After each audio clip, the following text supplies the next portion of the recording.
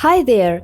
Have you ever seen the movies about Shaolin monks, where tough warriors in yellow kimono beat their enemies, run the walls, and fly through the air? But this is only the movies, you will say. So how are things going in reality? Are Shaolin monks super strong? Or this is the only plot of imagination of the film directors? Let's find out together! First things first, Shaolin monks can't fly, read other people's thoughts, run atop the water, and kill with a mere glance. Still, these guys are very cool. The monks start their training at the age of 4 years. The little boys develop their strength, body flexibility, and stamina. It may sound not so impressive, but take a look at their methods. Boys hang on trees like a ring on a finger, using muscles of the whole body. After this, the monks start stretching, the exercise for balance and strength.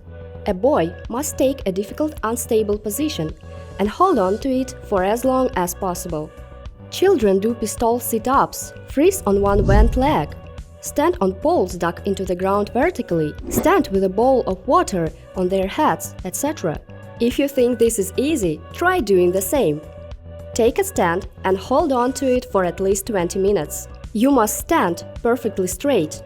After 10 minutes, my legs began trembling, despite me standing on the floor. Children stand on logs like this for hours.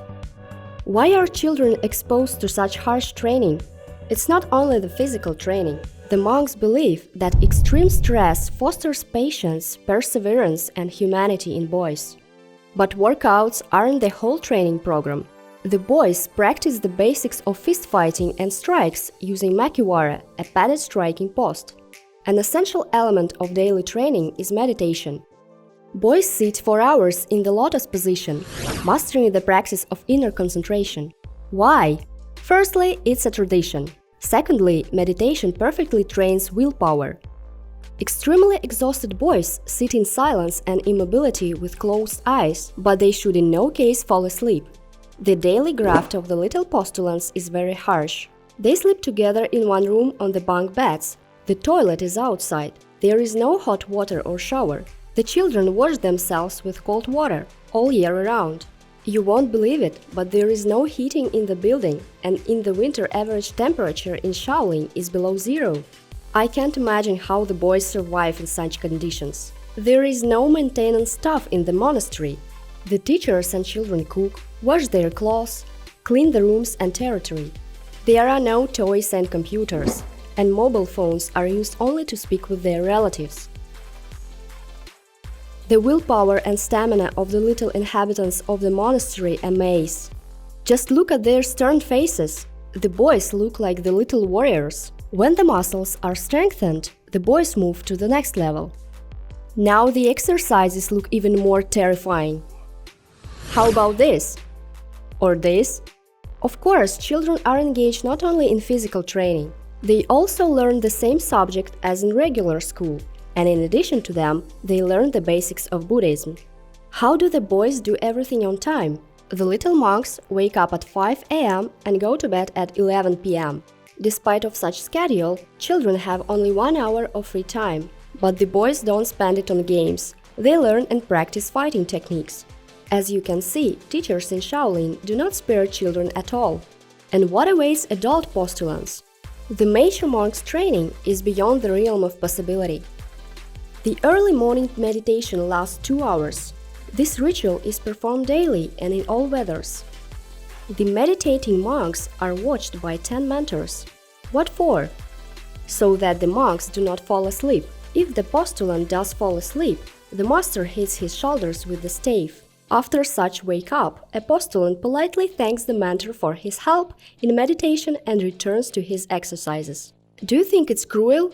And the Shaolin monks are sure that this is the only way to instill discipline and respect for elders. After meditation, the monks proceed with stretching. It looks even more exciting than the performance of circus gymnasts. When the warm-up is over, the monks go for breakfast. The Shaolin monks eat only plant food.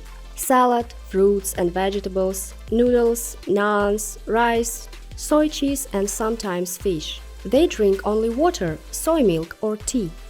Alcohol and smoking are strictly forbidden. There are no training sessions after meals. However, the postulants use their free time to study sacred texts and pray. Then, strength and endurance training begins. This is how one of the popular exercises looks like. The monk takes the stand horseman, raises his palms up, and bears against the weight, holding it at the level of his head. At the beginning, the weight is light, only 5–6 kilos. Then the weight increases. Each time, the monk increases the duration of the exercise from 15 minutes to 2 hours. Experienced monks held the weight of over 100 kilos for hours. To strengthen the legs and back, the monks performed pillow exercises. At first, the novices stood in this position for hours. Then they increased the physical load, put heavy stones on their feet and heads. Another extremely popular exercise in Shaolin is stair climbing. The monks move by crawling, leaning on their hands and toes. This exercise is called a crawling snake. At first, the novices lean on the ground with their palms, and then with their fists, and at the end of training, with their fingers. You go to the gym to grow your muscles, while everything a Shaolin monk needs is an ordinary tree. A postulant puts his arms around the tree stem and strains all his muscles in an attempt to pull the tree out of the ground. Muscle effort must be maintained for several minutes, increasing the time to an hour. Such static exercises have an amazing effect. The muscles are like iron after this. And what is about the hands? How do monks develop fantastic fist and finger punches? Simple! First, they drive nails into the wooden board with their bare hands and then pull them out with the help of their fingers. To practice a strong blow, the monks beat the sandbags with their fists.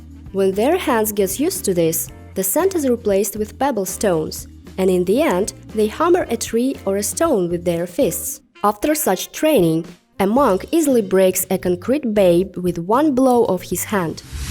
Another striking exercise is designed to strengthen the muscles of the neck. In the beginning, the monks stand on their heads, resting on their elbows, then support the body, laying their fists on the ground. And in the end, they only stand on their heads, bearing their head against the stone floor. A monk can stand this position for hours. After such training, a monk can do incredible things. For example, he puts a rope loop around his neck and hangs in the air for up to half an hour without losing consciousness. Why? Because the iron neck muscles prevent the rope from pinching the throat and blood vessels. The strength training is over. It is time for lunch and rest. They have only 1 hour for this, and after they proceed with work. In the evening, the monks practice various combat techniques. They train with or without weapons, with one opponent or several. To practice the strength and speed of the blow, the monks perform exercises called the palm of bright light. The novice lights a candle and steps 1 meter back and hits the air with his open palm. The task is very simple. You need to hit so hard that the flow of air blows the candle fire. Over time, the distance between the monk and the candle increases to 2 meters.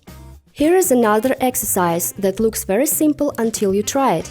The monks hang a sheet of paper on a string and try to pierce it with a blow of their fingers to tear the thin paper. The novice strikes so quickly that it is difficult to follow the movement. Just imagine the force of this blow. Such intense classes last until 7 p.m. after the monks go to dinner and can have a rest.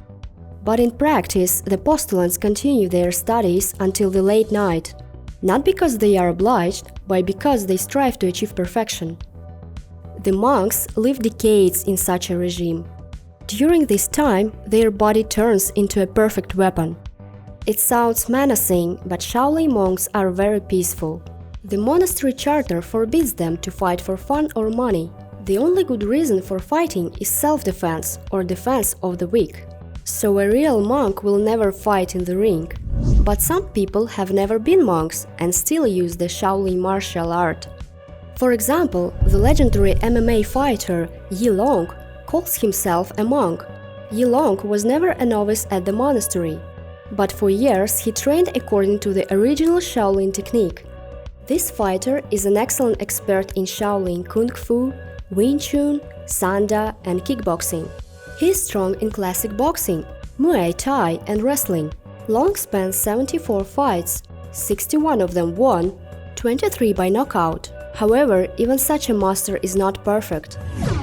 He lost 12 fights. For a long time, Yilong kept intrigued around his name. No one knew where this fighter came from. But the stage name Monk and fighting style hinted that he had indeed been trained in Shaolin. In 2010, the monastery officially denied these rumors and stated that Yilong was never a monk or studied in Shaolin. Despite this, the traditional Shaolin fighter has achieved impressive results. What do you think will happen if a real monk enters the ring? Will the enemy be defeated at the beginning of the battle? Monks train and achieve perfection. They do not strive to win, and humanism is a serious hindrance in the ring. MMA fighters do not have such restrictions. For the sake of victory, they are ready for anything. Who do you think will win in the ring? Shaolin monk or MMA legend like Khabib Nurmagomedov?